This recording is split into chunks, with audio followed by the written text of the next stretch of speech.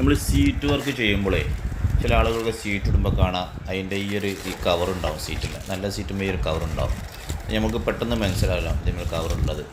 ഇത് ചിലവർ ഇങ്ങനെ തന്നെ റൂഫ് ഈ സീറ്റാണ് അതിന് മേലെ കൊണ്ടുവയ്ക്കുന്നത്.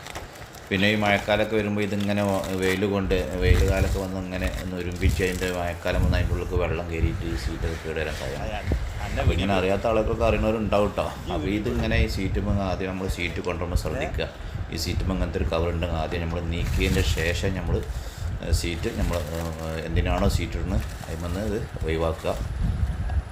അതാണ് ഏറ്റവും നല്ലത്. ഇല്ലാന്നുണ്ടെങ്കിൽ പണി പാടും. അപ്പോൾ ഇത് ഒരുപാട് ആളുകൾക്ക് ഇതറിയില്ല. ഞാൻ 2-3 സ്ഥലത്ത് സീറ്റ് വർക്ക് ചെയ്യുമ്പോൾ ഇതുപോലെ തന്നെ ഇട്ട് വെച്ചുകൊണ്ട് പോയിട്ടുണ്ട്.